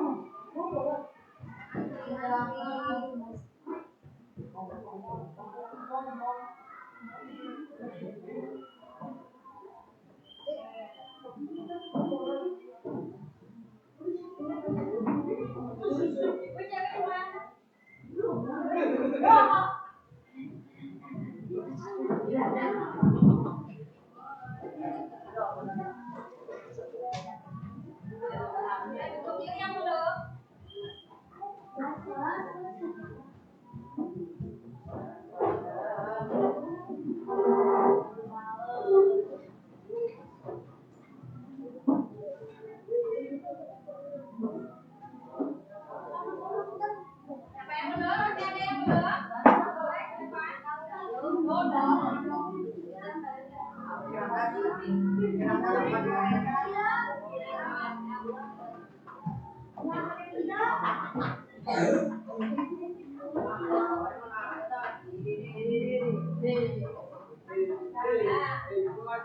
Sudah semuanya? Olahraga belum? Oh, belum. Oke, boleh. Dilakukan ditempelkan.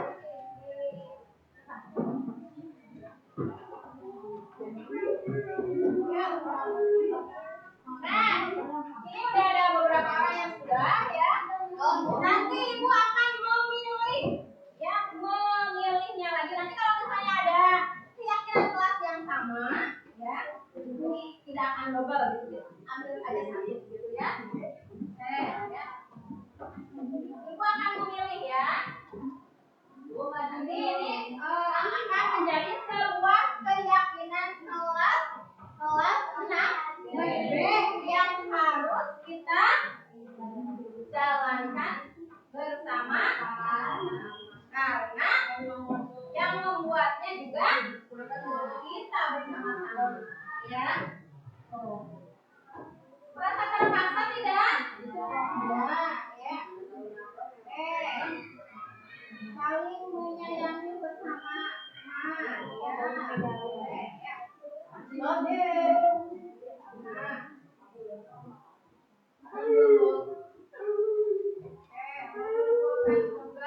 tepat waktu ya.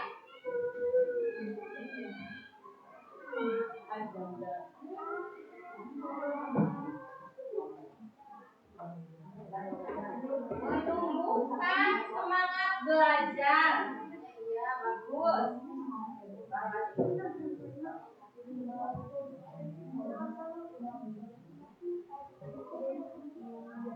Menjaga sopan santun. Ini tidak? Ya.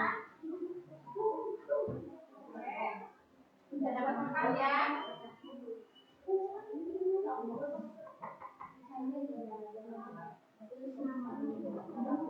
Gunakan HP dengan bijak. Nah, yang menggunakan HP dengan bijak seperti ini ya.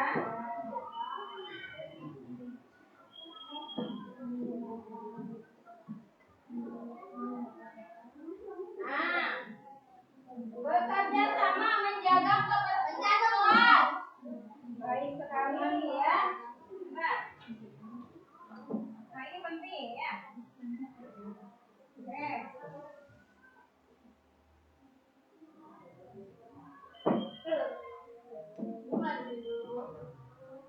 Ini boleh nih memakai fasilitas kelas dengan bijak, pintar ya, memakai fasilitas kelas dengan bijak.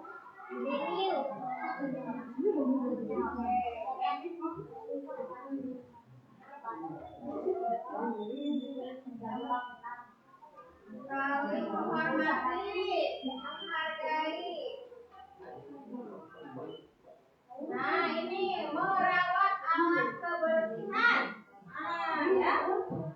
Jangan ini ya. Harus dirawat alat kebersihannya.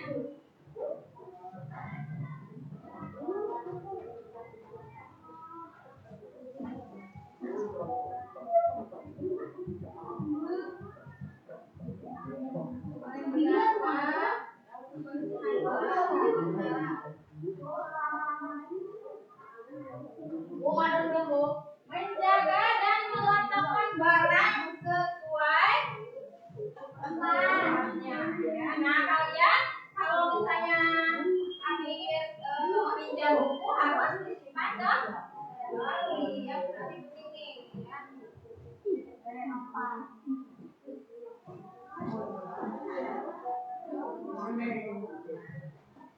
Saling menyayangi, menjaga ketertiban, menjaga tempel. Memakai seragam dengan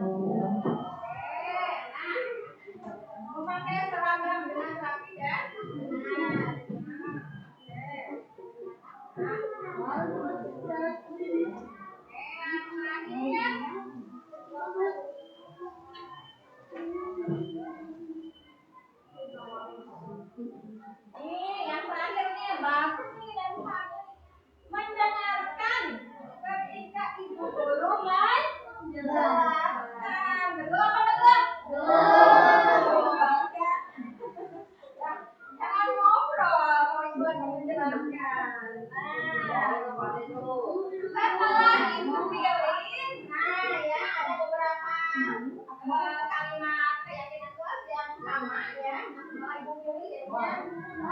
Ini ya. Keyakinan kelas sampai ya. Pertama, saling menyayangi sesama teman. Dengan ibu guru juga ya. Mengumpulkan tugas tepat. Berarti apa? Disiplin. Menumbuhkan adanya semangat belajar. Iya dong. Semangat belajar. Menjaga tempat. Betul. Menggunakan HP dengan bijak pada saat jam belajar.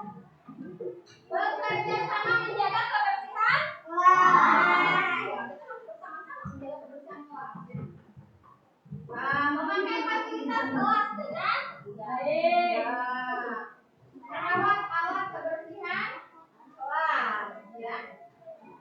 Menjaga dan meletakkan barang pada tempatnya. Kalau habis pinjam buku, habis membersihkan kelas, jangan lupa alat kebersihannya disimpan lagi dengan baik dan benar ya. Memakai seragam dengan rapi, ada yang tidak rapi. Menggunakan seragamnya ya untuk dikeluarkan dari anak-anak teh. Ya, mendengarkan ketika guru menjelaskan. Nah, sudah ya, sudah terbentuk sebuah keyakinan kelas. Kelas 6